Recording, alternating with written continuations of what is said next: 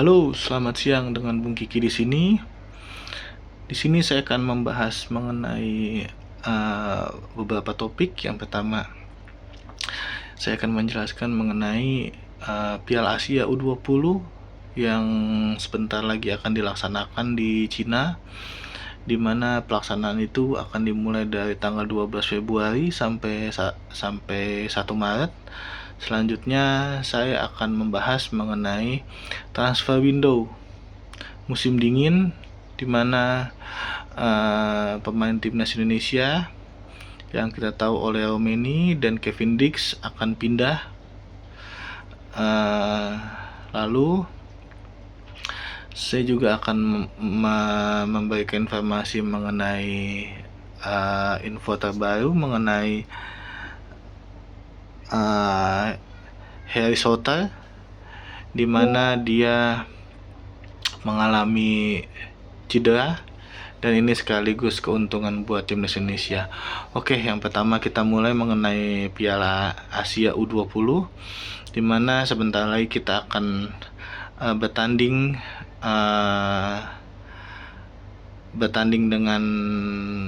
dengan tim-tim elit Asia untuk usia U20 nanti, di mana pertandingan pertama Indonesia akan menghadapi timnas Iran untuk pertama kalinya, di mana kita tahu sendiri Iran merupakan timnas yang sangat bagus. Untuk usia dini juga dia sangat bagus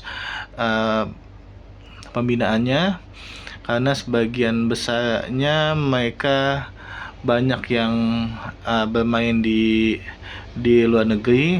Ini membuktikan bahwa timnas Iran memang memiliki kualitas yang bagus dalam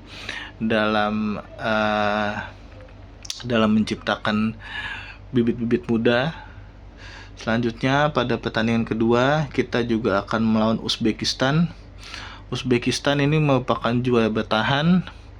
Ini juga yang membuat kita gagal waktu U23 kemarin itu untuk tampil di Olimpiade. Timnas Uzbekistan itu akhir-akhir ini memang sangat mencolok, karena di tahun 2024 ini timnas yang paling disorot dunia adalah Uzbekistan dan Indonesia, karena signifikan progresnya itu sangat terlihat gitu, dengan timnas Uzbekistan dengan pembibitan pemain-pemain muda di setiap kelompok umur ini, menjadikan mereka bisa bersaing di level-level Asia, bahkan level-level dunia. Lalu untuk Indonesia banyak dilihat oleh dunia karena pemain diasporanya yang sangat banyak dan sangat berkualitas. Ini menjadikan kedua timnas ini menjadi pusat perhatian dunia.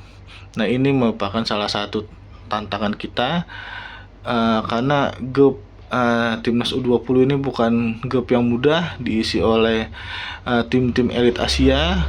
Yang tadi kita lihat sendiri bahwa ada timnas Iran yang memang mempunyai kualitas pembibitan usia mudanya bagus. Lalu Uzbekistan juga bagus. Lalu selanjutnya setelah itu kita akan melawan timnas Yaman. Ini juga merupakan pertandingan yang tidak mudah, karena kita tahu sendiri Yaman juga berasal dari Timur Tengah. Dia mempunyai fisik yang bagus, jadi kita harus mampu mempersiapkan. Saya harap timnas Indonesia bisa tampil gemilang, bisa tampil bagus. Sangat disayangkan kita tidak bisa menambahkan dua pemain diaspora kita, Dion Max dan Tim Gaypens, untuk bergabung ke timnas U20 nanti. Lalu saya akan membahas mengenai timnas Indonesia yang sebentar lagi juga akan berlaga di Piala Dunia untuk round ketiga pada 20 Maret. Sebelum itu saya mau meng-highlight sedikit bahwa semenjak kepemimpinan Pak Erick Thohir dari 2024 ini timnas Indonesia itu selalu berprestasi untuk di level Asia, walaupun di level AFF ini sangat sangat mengecewakan. Kemarin kita sudah lupakan mengenai hal tersebut, tapi kalau kita ngelihat prestasi di Asia, kita pertama kita U20, kita lanjut ke Piala Asia, U17 juga lanjut ke Piala Asia, nanti U23 nanti akan ke kualifikasi Piala Asia nanti, lalu timnas senior. Nah, ini yang puncak ultimate-nya, di mana timnas senior ini akan menghadapi Australia pada 20 Maret 2025 dan Bahrain tanggal 25 Maret 2025. Nah, ada kabar baik di mana pemain timnas Australia yaitu Harry Souttar itu tidak kemungkinan tidak akan bermain karena dia mengalami cedera saat Sheffield United melawan Burnley, membuat dia harus menepi selama 12 bulan. Ini merupakan keuntungan bagi timnas Indonesia karena dia selalu tampil gemilang saat membela Australia. Dia merupakan bek kokoh yang dimiliki oleh Australia. Sementara kita pada bulan Maret ini ketambahan pemain, yaitu hadirnya Ole Omeni. Ini membuat lini depan kita semakin kuat. Saya percaya bahwa timnas Indonesia akan membawa hasil yang bagus, karena kita lihat sendiri dengan banyaknya pemain diaspora, banyaknya dukungan dari masyarakat, membuat para pemain ini lebih bersemangat, lebih mampu berjuang. Ditambah lagi beberapa pemain kita yang tadinya cedera sudah bisa tampil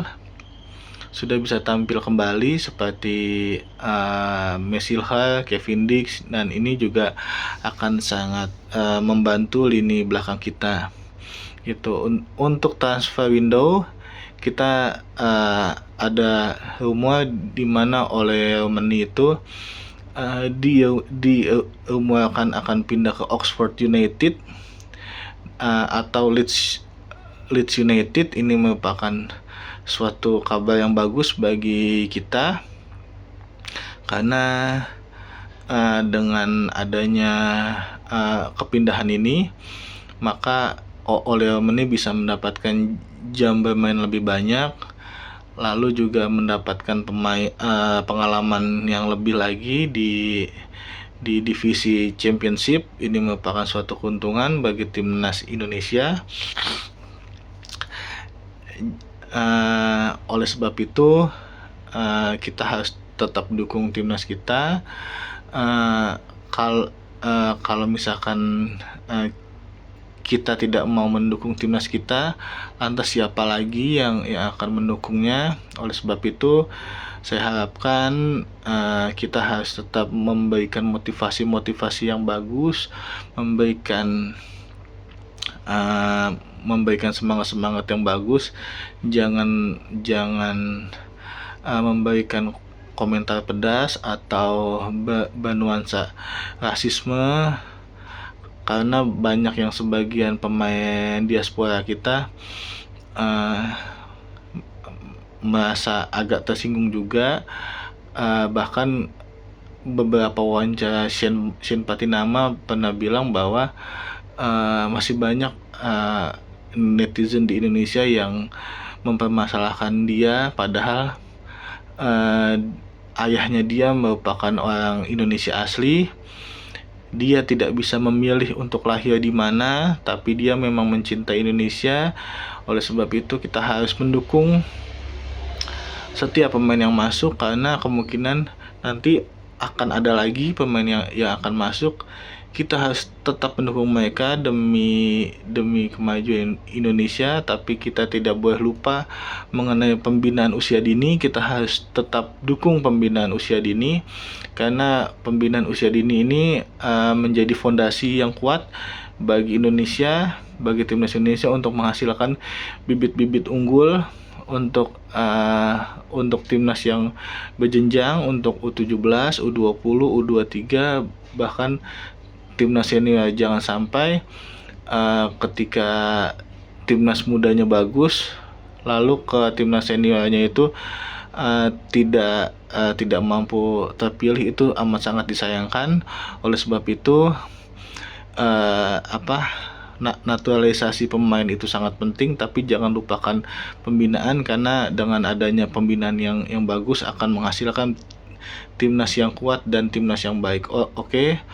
Untuk saya itu saja cukup. Salam sepak bola.